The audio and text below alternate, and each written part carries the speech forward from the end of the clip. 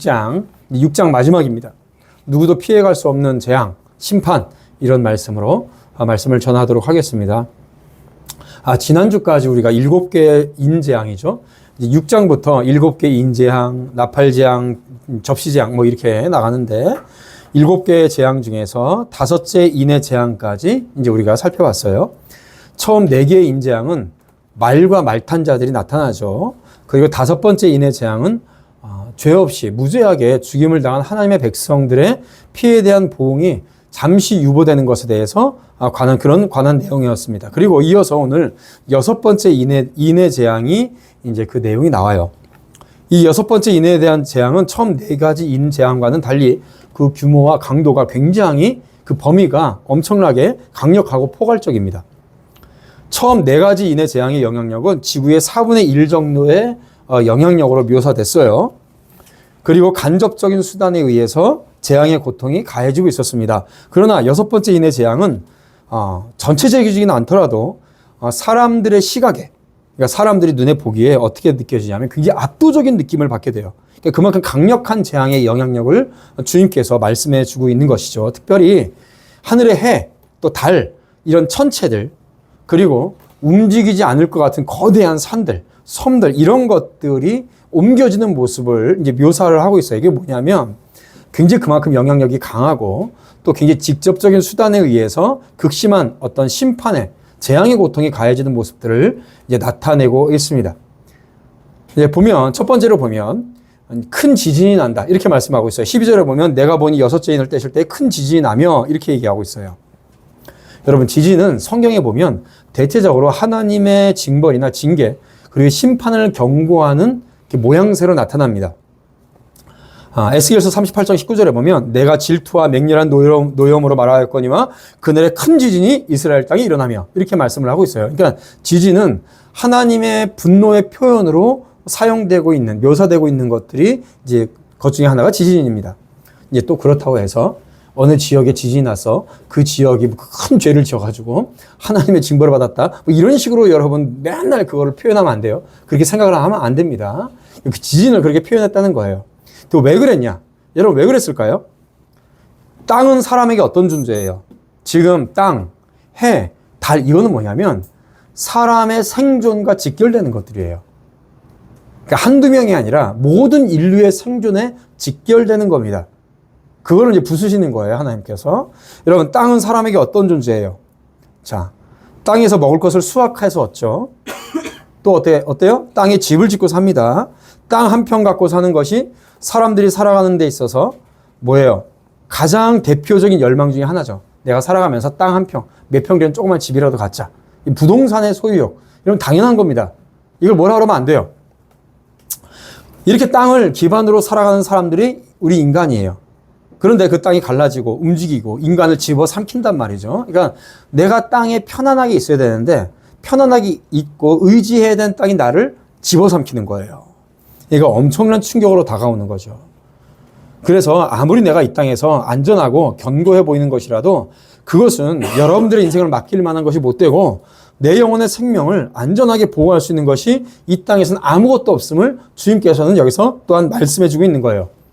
그래서 지진은 땅을 의지하며 살아가는 사람들, 뭐예요? 그래서 땅만을 바라보면서 살아가는 사람들에게 하늘의 하나님에 대한 소망을 가지도록 가르치시는 하나님의 경고의 메시지인 겁니다. 땅만 보며 살잖아요.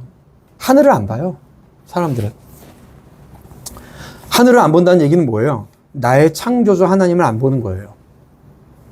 내가 지금 이 땅에서 편안하게 살게 하시는 하나님의 은혜에 대해서 생각하지 않는 것이죠. 그것을 생각하지 않는 자들에게 지진을 통해서 경고하시는 거죠. 자, 그렇다고 여러분, 집 사지 말고 이 땅을 살아가면서 평생 월세로 살라는 말이 아닙니다. 예? 여러분, 그 말이 아니에요. 가능하면 여러분, 젊었을 때에 작고 좀 싸고 작더라도 장만하세요. 예? 그래야 뭔가 안정적으로 지낼 수 있고 여러분, 신앙생활도 편하게 할 수 있어요. 뭐 부동산 산다고 그렇게 믿음이 없는 게 아닙니다. 그걸로 투기하고 그걸로 돈 벌려고 교회도 막 옮겨 다니고 이런 것들이 문제지. 여러분, 돈이 많으면 집을 10채를 사든 100채를 사든 무슨 상관이에요. 예, 그런 거 하지 말라는 얘기예요. 부동산 투기하느라고 여러분 그런 사람도 있어요. 이 교회 저 교회 옮겨 다니는 사람도 있어요. 헷갈리지 마세요. 자, 그래서 본절에서도 이와 동일한 맥락입니다. 하나님의 최후 심판이 멀지 않았음을 경고해 주는 그런 경고들로 지진이 언급되고 있기도 하지만은 뭐예요? 너가 이 땅만을 바라보면서 살아가는 그 모습에서 돌이켜라. 이것을 말씀하고 있는 겁니다. 그래서 여러분 지진이 일어날 때마다 우리나라도 지진이 안전한 나라가 아니죠. 지진에서. 몇 년 전에 우리 저 경주에서 엄청나게 큰 지진이 일어났잖아요. 잘 회복됐을까 모르겠어요. 참 걱정이에요. 그러니까 그런 것이 일어날 때마다 뭘 기억하라는 거예요. 너가 이 땅의 땅을 밟고 안전하게 이 땅에서 살고 있지만은 이 땅에서 편안하고 안전하게 누릴 수 있는 이유는 뭐냐? 살 수 있는 이유는 뭐냐? 하늘의 하나님께서 너를 돌보시기 때문이다. 이거를 기억하라고 우리에게 지진을 통해서 지진이 일어날 때마다 이것을 우리가 기억을 해야 된다는 겁니다. 그리고 내 소망, 나의 본향은 어디예요? 우리가 마지막 가야 될 곳은 어디예요? 하늘나라예요, 하늘나라. 하늘의 소망을 두고 가야겠다. 그런 일이 있을 때마다 이 믿음을 가지고 하늘 소망을 두고 살아가야겠다. 여러분, 이런 마음을 가지시길 주님의 이름으로 축원드립니다. 이제 그런데 또 이 말씀을 가지고 지구상에서 지진이 없는 곳이 어딘지를 막 찾고 그곳에 막 우리끼리 집 짓고 살자 뭐 이런 사람들이 있어요. 여러분 정말로 허무맹랑한 소리를 하는 거예요.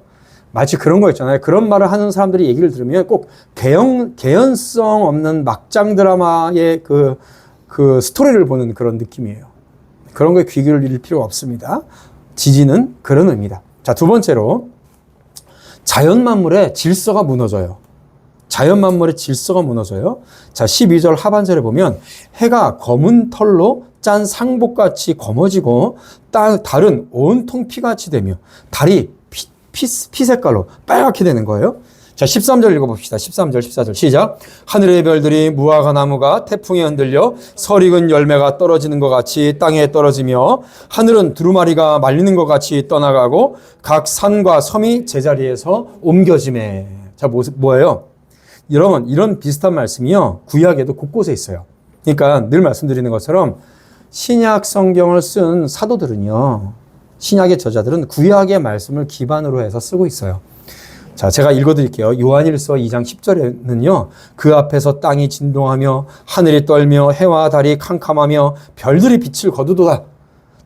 이렇게 돼 있고요. 31절에는 여호와의 크고 두려운 날이 이르기 전에 해가 어두워지며 달이 핏빛같이 변하려니와 이렇게 말씀하고 있습니다. 그러니까 동일한 것이죠. 그러니까 하나님의 역사심 속에 그 심판의 때가 되면 그런 현상이 일어나는 거예요. 자, 그런데 신구약 성경을 보면 하나님의 최후 심판 날이 다가오면 그 전에 전 우주적 대이변의 현상이 일어날 것이라는 내용이 여러 군데에서 이제 예고되고 있어요. 창조 세계의 와해, 창조 세계가 무너지는 것. 하나님께서 만드신 창조 세계의 질서가 무너지는 것은 뭐냐면 하나님의 심판이 포괄적이고요, 우주적인 성격을 보여주고 있는 것을 말씀하고 있어요. 또 그뿐만 아니라 심판의 가장 극단적인 형태를 묘사하고 있는 겁니다. 아주 극단적인 형태를 묘사하는 거죠. 생각을 해보세요. 여러분 생각을 해보세요.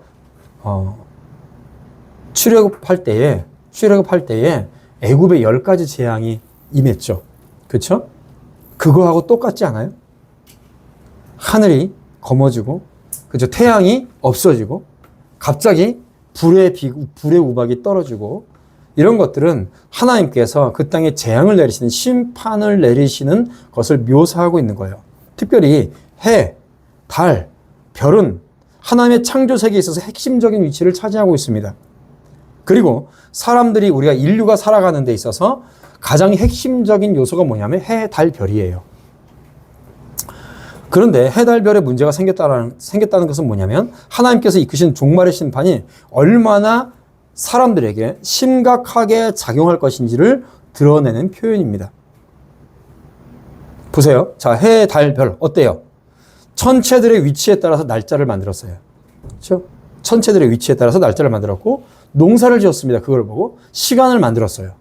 그 해의 움직임과 달의 움직임을 보면서 뭐 12달, 일주일, 한 달, 1년 365 이런 것들을 만들었고요. 하루 24시간 이거 다 해, 달, 별을 보면서 만든 거거든요. 또 어땠습니까?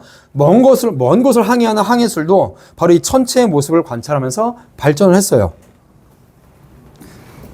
여러분, 그 하루 종일 집안에만 있고 그 캄캄한 그 감옥교에 있는 사람들이 해를 안 보면 나중에 무슨 병 걸려요? 비타민 D가 뭔가 모자라서 구루병인가? 그런 병이 생기죠. 해는요, 식물과 동물들에게 절대적입니다. 그 생명이. 달은 어때요? 여러분, 달이 파괴된다. 바다의 밀물과 썰물이 달의 인력에 의해서 좌우되죠. 여러분, 달이 파괴되면 지구도 온전치 못해요. 해, 달, 별은 이렇게 인간의 삶과 가장 밀접한 관계가 있는 것들이에요. 게다가 인간의 시선으로 볼 때에 이런 천체들과 자연 만물은 어때요? 조화롭게 마치 스스로 잘 돌아가는 것처럼, 스스로가 생명력이 있는 것처럼 보이고 영원 불변할 것처럼 보입니다. 그래서 이것들은 다 사람들이 자신들의 신으로 섬기고 있는 거예요. 수많은 우상을 만들고 있었던 겁니다. 그래서 하나님을 버리고 그 대신에 이런 천체들을 섬겼어요.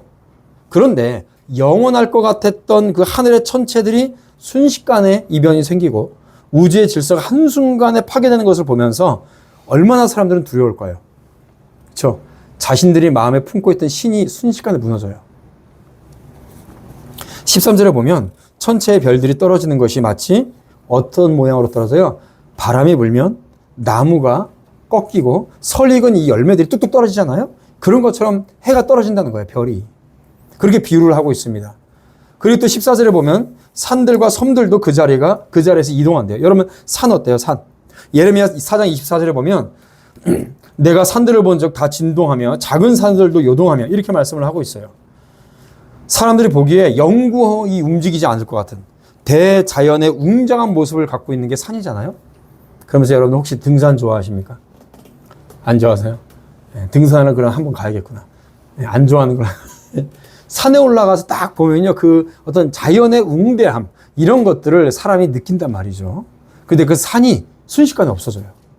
섬도 마찬가지입니다. 섬은요, 여러분 그 애니메이션 모아나 알아요? 모아나 봤죠? 섬이 뭐예요? 신의 선물이에요. 섬이 신의 선물이라고. 그러니까 섬이 옮겨진다는 것은요, 신의 선물이 아사하는 거예요. 그러니까 엄청난 재앙인 거예요, 사람들에게. 그렇기 때문에 이런 것들이 막 움직여요. 섬들도 움직여요. 그러니까 인간들이 눈에 보기에 엄청난 어떤 두려움에 휘감기게 되는 그런 상황을 만들어갈 수밖에 없는 것이죠. 예, 그런 것들을 이런 재난을 예고를 하고 있는 겁니다. 세 번째로 정말 중요한 것은 이거예요. 이런 모든 재앙과 재난의 대상이 누구냐는 거예요. 심판의 대상이 누구냐는 거죠. 자, 15절 말씀 읽겠습니다. 15절. 시작. 땅의 임금들과 왕족들과 장군들과 부자들과 강한 자들과 모든 종과 자유인이 굴과 산들의 바위 틈에 숨어, 이렇게 해요. 말씀합니다. 심판의 대상들이에요. 이 재앙의 대상들이에요. 7부리가 나오죠? 7은 완전수입니다. 7부리의 사람들을 열거한 것은 뭐냐면 세상에 속한 모든 부리의 사람들이 다 포함된다는 거예요. 피할 자가 있어요, 없어요? 없어요. 피할 자가 없다는 거예요. 그러니까 하나님의 최후 심판을 받을 대상에는요, 신분적으로 높낮이, 고하가 없어요. 예. 그리스도를 믿지 않은 모든 사람들이 여기에다 포함되는 겁니다. 왕으로부터 종에 이르기까지 모든 사람이 거기에 포함된다라고 말씀을 하고 있어요. 오늘날식으로 얘기하면 뭐냐면 국가 최고 지도자, 대통령으로부터 시작해서 가장 빈곤한 계층과 어린 아이에 할 것 없이 다 그 재판에, 그 재앙의 심판의 대상으로 이루어지는 거죠. 계시록을 기록할 당시에는 누굴까요?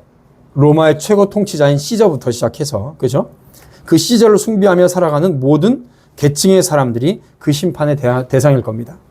카이사르, 시저는 자신을 신으로 섬기지 않는 그리스도인들을 핍박했어요.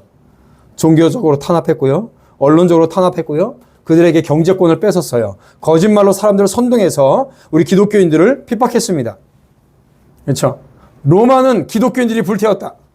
이런 식으로 거짓 선동을 했죠. 로마 시민들은 어때요? 그들은 자신들의 삶의 문제 때문에 권력자의 선동에 넘어가고 놀아납니다. 거짓 뉴스를 듣고 권력자들의 앞잡이가 되어서 기독교인들을 고발하고 가두는 데서 일조했어요. 그리고 기독교인들의 전도도 무시하고 또한 어린 양 예수 그리스도의 심판에 대한 말씀을 들어도 회개하고 돌아서기는커녕, 그렇죠? 꿈에도 생각하지 않았습니다. 아예 관심도 없었어요. 지금은 어때요? 지금도 마찬가지죠. 여러분, 바로 이 모든 자들이 심판의 대상입니다. 누구 하나 틈새로 빠져나갈 수가 없다라는 것을 말씀을 하고 있어요. 나는 왕인데, 나는 그래도 내 나름대로 착하게 살았네. 아니요. 하나님께서 딱 끄집어내셔서, 너, 나의 백성이 전도할 때, 너 들었어, 안 들었어? 귀뚱으로 안 들었잖아. 심판이에요. 그래서 어떤 부류의 사람들은요, 하나님의 심판의 대상은 권력자들이나 어떤 기득권층에들에만 임하는 것이다 라고 얘기를 하는 잘못된 사상을 빠진 사람들이 있습니다. 이게 뭐예요? 이게 좌파적 생각이에요. 이런 좌파적 생각을 갖고 있는 사람들은 마치 이러한 심판이 자신들에게는 오지 않고 본인들이 생각하기에 적대적인 대상들에게 임할 것이라고 생각하는 사람들이 많이 있어요.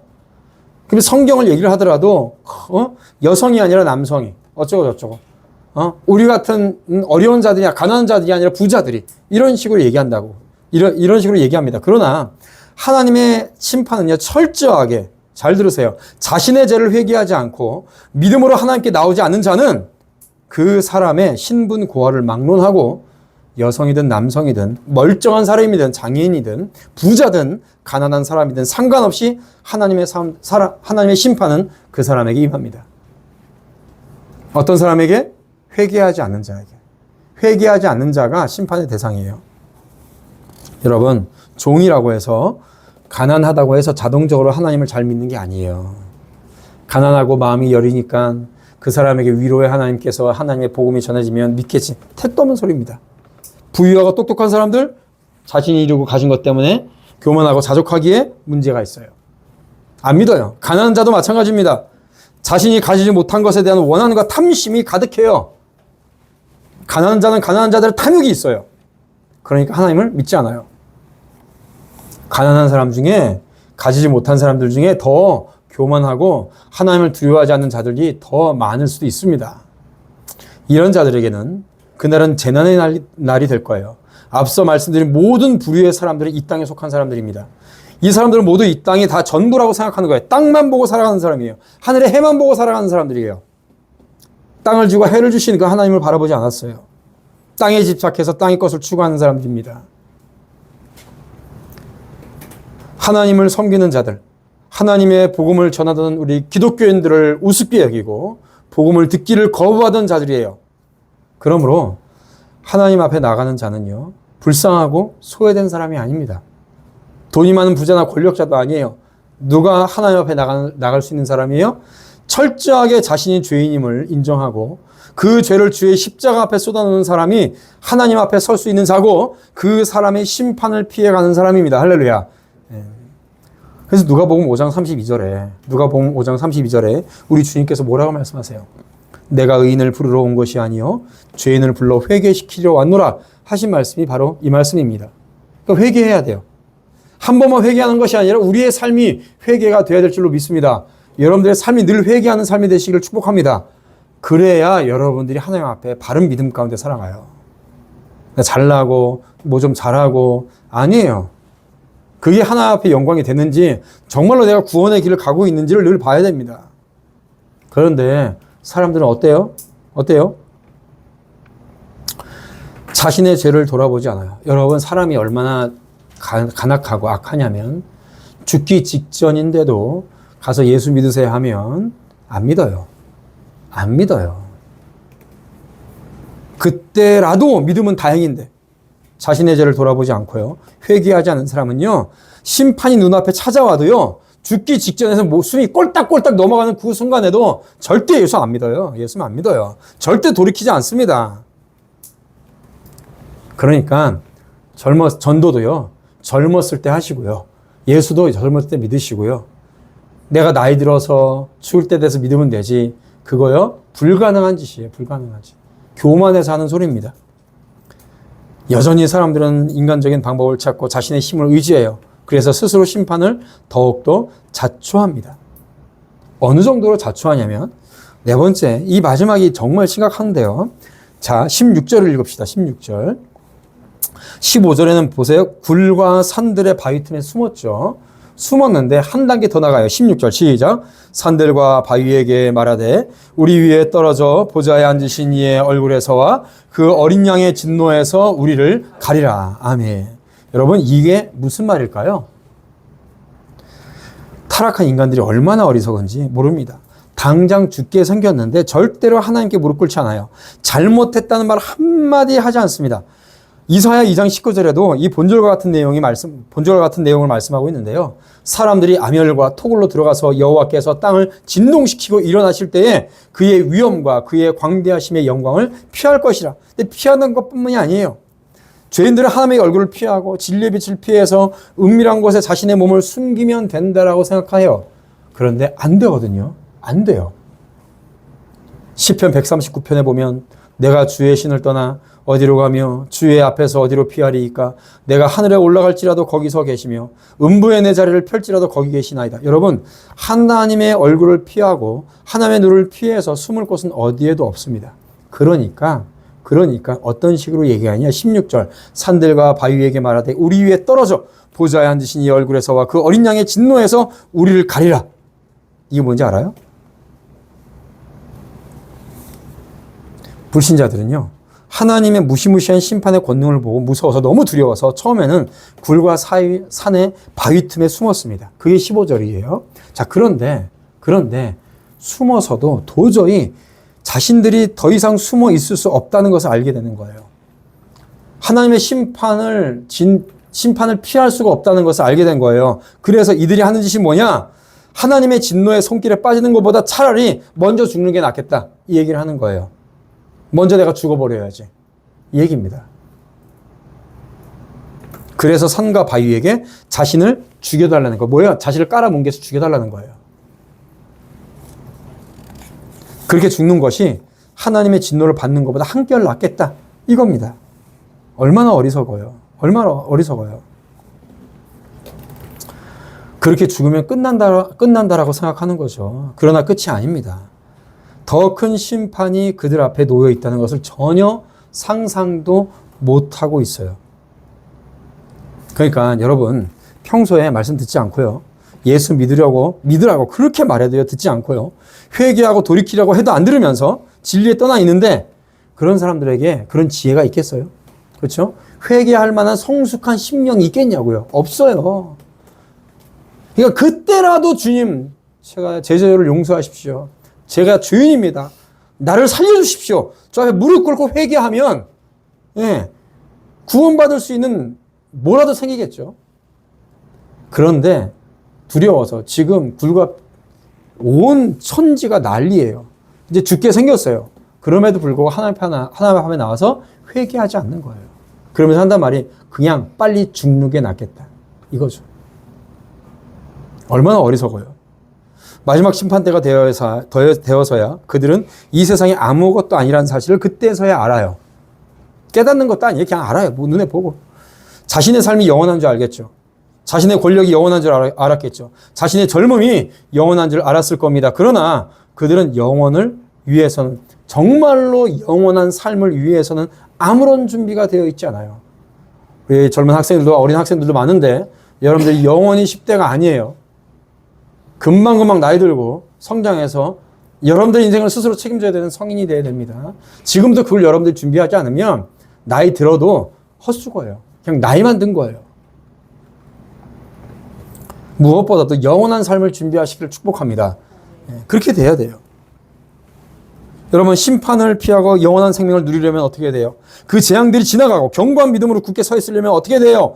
어린 양 예수 그리스도를 믿어야 되는데 믿지 않기는 듣지도 않았으니까 그날에 그들은 극단적인 두려움과 공포에 빠지게 되는 거고 차라리 내가 빨리 저 바위 틈에 깔려서 죽어버리는 게 낫겠다. 이딴 생각만 하는 거예요. 얼마나 어리석겠습니까? 편안한 시대를 보낼 때는 어땠을까요?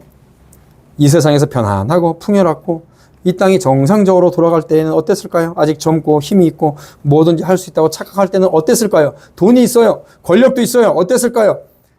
우리 전도자들이 기독교인들이 우리가 나가서 하나님을 믿으라고 그렇게 전도하고 설득하려고 할 때는요. 그들의 눈에 예수 그리스도가 얼마나 하찮게 보였을까요? 예수 믿는 사람들이 아마 가장 불쌍하고 힘없는 사람처럼 보였을 겁니다. 예수 믿는 이내 주먹을 믿지. 교회에다 갖다 바칠 돈이 있으면 내가 술을 한 잔 먹겠다. 주일날, 일요일날 가서 그렇게 시간 낭비하면서 예배 드리면 그 시간에 내가 늦잠을 자고 편안하게 늦잠 자고 게임하고 있겠다. 이딴 소리를 하고 살았어요. 사람들은 다. 그죠? 그렇게 하찮게 생각했던 어린 양 예수 그리스도가 어느 날 갑자기 생각하지도 못한 때에 자신들을 심판하는 심판주로 덜컥 내려와요. 그리고 그렇게 자신들의 눈에 연약하고 하찮게 보였던 우리 그리스도인들은 어린 양 예수 그리스도 옆에서 생명의 면류관을 쓰고 자신들을 심판을 하고 있는 거예요. 얼마나 자존심이 상할까? 그런데도 회개하지 않아요. 네, 회개하지 않기를 바랍니다. 아, 주여. 더 이상 그들에게는요, 기회가 없어요. 그래서 그들은 예수 그리스도의 진노를 감당하느니 차라리 산이 무너져서 깔려 죽기를 희망하게 되는 거죠. 얼마나 어리석어요. 그걸로 끝도 아닌데. 하나님이 영원한 형벌을 감수하느니 차라리 나의 존재 자체가 없어져 버렸으면 좋겠다라고 생각을 하는 거예요. 돼요? 그 생각도 아무 소용없을 겁니다. 하나님이 어디에 계시느냐고 조롱하고 자기 힘을 믿고 살던 자들, 이 세상에서는 멋있게 보이고 아쉬울 것 없이 그렇게 살았을지도 몰라도 그날이 오면 그들이 얼마나 허무한 곳에 의지하고 살았는지를 그제서야 알게 되지만은, 그리고 진짜 두려워하고 사모해야 될 분이 누구인지를 그제서야 알게 되지만 이미 때는 늦은 겁니다. 이 땅 위에서 기회가 주어졌을 때 지금 믿지 않은 이들에게는요, 그날이 오면 진노의 큰 날이 될 것이며 그날을 결코 감당해내지 못하게 될 것이라는 점을 보면은 사진처럼 이 무시무시한 천체들이 무너지는 모습을 통해서 알려주고 있는 거예요. 그러므로 우리는 때가 늦기 전에 이 하나님의 극렬한 진노에서 벗어나기 위해서 오직 지금 그리스도라는 안전한 피난처로 피해야 될 줄로 믿습니다. 바로 그것을 말씀해주고 있어요. 정리하겠습니다. 우리 6장에서는요. 7인의 재앙 중에 6번째까지 봤어요. 넷째 인까지는 이 세상 가운데 흔히 일어나는 다양한 재앙들에 대한 죽음을 말씀해 주셨고요. 신자든 불신자든 이런 일들을 당하는 것은 동일할 겁니다. 5번째 인을 떼실 때에 나타나는 이 순교자의 죽음은 아무나 참여할 수 있는 것은 아니죠. 주님을 믿고 주님을 위하여서 피를 뿌린 자들의 순교의 모습입니다. 이들의 당한 죽음은 아주 고귀한 죽음입니다. 하나님께서 귀하게 여기시는 죽음이에요. 그래서 그들에게 쉼을 주시면서 미래에 그들의 마음을 풀어주실, 신원하여 주실 때를 기다리라 라고 그들에게 말씀해 주시는 것이죠. 이 약속에 믿음을 지키고 사는 이 시대의 모든 성도들에게 이 약속은 동일합니다. 동일해요. 반면에 6째 인을 떼실 때 온 세상에 우주적 심판이 이루어지고요. 예수 그리스도를 믿지 않은 모든 세상 사람들에게 재앙의 날이 되는 것을 보았습니다. 이들은 하나님이 지으신 세상에 살면서도 그 풍요로움을 누리면서 살면서도 이 모든 것들을 주신 하나님을 인정하지 않고요. 자기 마음대로 살았고 유일한 구원의 길인 어린 양 예수 그리스도의 죽음을 무시했고 거부했어요. 그런 자들에게는요. 어린 양 예수 그리스도가 구주가 아니라 심판의 주로 대면할 수밖에 없을 겁니다. 사랑하는 성도 여러분, 우리 학생 여러분, 우리 모두는 우리의 인생은 짧아요. 끝이 있어요. 얼마 안 돼서 금방 끝나요. 반드시 기억하십시오. 이 땅에서의 삶은요, 꽃꽂이에 꺾여서 꽂혀있는 꽃이라고요. 반드시 기억하세요. 우리의 인생은요, 꽃병에 꽂혀있는 뿌리가 잘린 꽃이에요. 그 끝은 금방 와요. 예쁘고 화려하지만 그 꽃은 일주일을 못 갑니다. 마찬가지예요. 그 꽃꽂이의 꽃이 7일을 못 가는 것처럼 인간의 인생은 기껏해야 70이고 80이에요. 언제 주님 앞에 서야 될지 아는 이가 아무도 없습니다. 할아버지가 먼저 오고 아버지가 먼저 오고 그 다음에 아들이지만은 죽는 순서는 따로 없어요. 유한한 이 세상보다 영원한 삶에 추징하는 사는 것이 지혜로운 인생이에요. 영원히 남은 것을 위해서, 여러분 이런 말 있어요. 영원히 남을 것을 위하여 일시적인 것을 버리는 자는 절대로 바보가 아니다. 이런 말이 있습니다. 그러나 중요한 것은 그 사람이 복된 사람이고 예수 그리스도 안에 있는 사람이죠. 비록 순교자는 하나님이 정해놓으신 숫자가 있으니 우리가 자원해서 될 일은 아니지만 주님을 위해서 매일매일 순교적인 정신으로 살아가는 것은 가능한 일이고 귀한 일입니다. 뭐예요? 나의 믿음을 어떤 일이 있어도 지키고 살겠다. 이렇게 살아가면 돼요. 사랑하는 성도 여러분, 하루하루의 삶이 주님 앞에서 드려지는 헌신이 되기를 축복합니다. 그리고 다시 말씀드리지만 이런 재난을 두려워하지 마세요. 우리에게는 어린 양의 진노의 날을 두려워할 필요가 없어요. 그날에는 우리에게 가장 멋진 날이 될 겁니다. 우리의 슬픔이 기쁨이 될 것이고요. 이 땅에 살면서 새카맣게 힘들어 새카맣게 탔던 마음이요, 아름다운 멋진 꽃밭이 될 거예요. 우리의 마음은. 이 소망을 갖고 끝까지 믿음을 지켜나가며 생명의 멸관을 얻는 우리 복된 성도들 되시길 주님의 이름으로 축원드립니다.